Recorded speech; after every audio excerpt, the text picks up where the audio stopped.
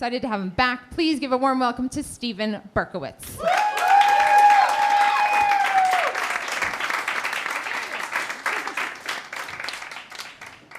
I'm speeding down the Garden State Parkway this far behind the SUV in front of me because it's Jersey and that's the law.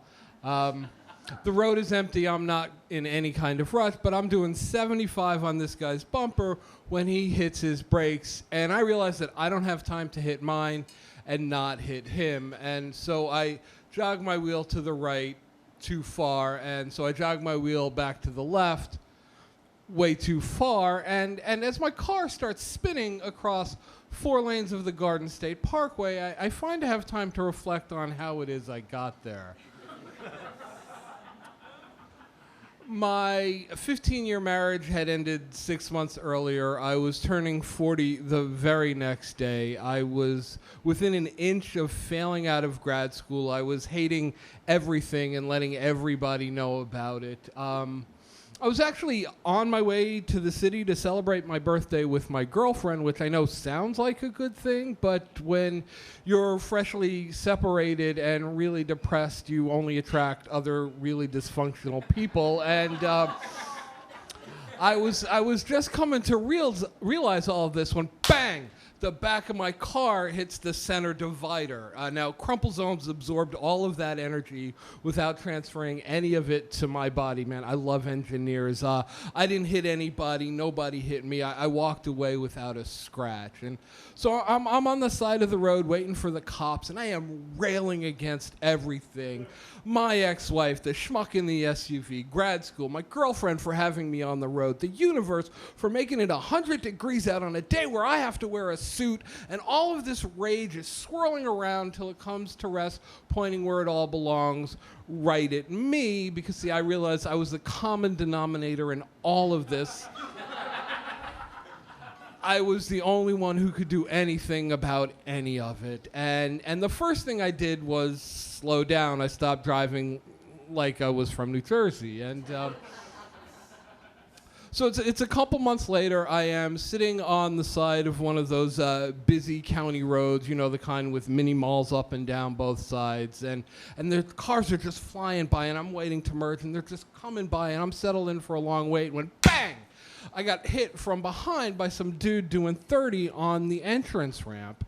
And I get out of my car, and I'm just like, got cartoon steam coming out of my ears. I'm like, are you fucking kidding me? Which is not something you actually get to say a lot in real life. So, you know, take it where you can find it, I guess. And he's all apologetic. Oh my God, I'm so sorry. It's all my fault. I'm like, well, it is your fault. And this accident, this is the one that fucked me up, right? Because I was doing exactly what I was supposed to be doing, and the universe still tagged me, and I did not like it, not one little bit. And I started having panic attacks, cold sweats, palpitations every time a car grew large in my rearview mirror. And as I was driving 15 miles up and 15 miles back down the parkway every single day, it was happening all the time.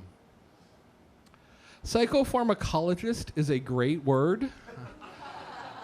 And so is Xanax, which is what he put me on, which is just the best thing ever. It shut the panic attacks off, and also, like, it takes the edge off of everything, right? I couldn't get mad on this stuff if I wanted to, which was great. I wanted more, but I realized that I liked the Xanax a little too much for it to be a viable long-term solution, and so I took myself off the meds, and I embarked on a long road of self-improvement. I got rid of the girl, yay. I finished grad school. I started therapy, started eating right, exercising. I discovered stick fighting and premium cable, and I was, yeah, True Blood and Dexter got me through some shit. That's,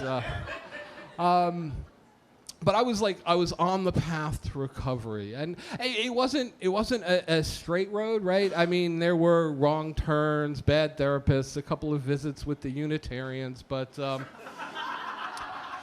I got it sorted out. And so it's about 2 or 3 years after those first couple of accidents, I was working at home, going to see my shrink later in the morning.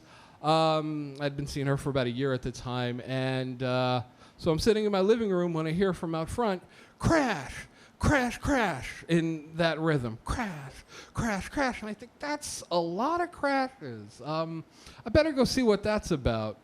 So I get out front, and there are cars everywhere. And what had happened is this woman had whipped out of the Dunkin' Donuts corner on the parking lot, sped across 2 lanes of traffic, and plowed into a parked car, which got thrown 10 feet back across an empty driveway into my parked car, which got thrown into the parked car behind me.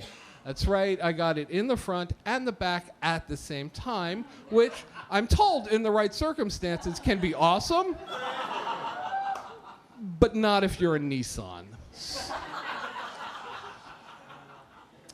And so, like I said, there were cars everywhere, and it took me a while to sort of puzzle out the geometry, but when I figured out what had happened, I started laughing. The whole thing struck me as completely absurd. And instead of being pissed at this woman and her stupidity, I felt kind of bad for this woman and the really bad day she was having. And her stupidity. I'm not always as charitable as I might be, but I realized that I was better, and not well. I mean, it's several years later, it's still kind of a mess up in here, but I had the tools to suffer slings and arrows and stupid drivers, and I was ready. And so the cops came and did their thing. I called my collision guy, who came and ponder for a second that I have a collision guy, okay? But he came and towed my car. I got on my motorcycle. I rode to my shrink, and I related the events of the morning, thanked her for all the help she'd done, and told her that our time was up. And then I got back on my motorcycle and rode off in suburban traffic. Thank you.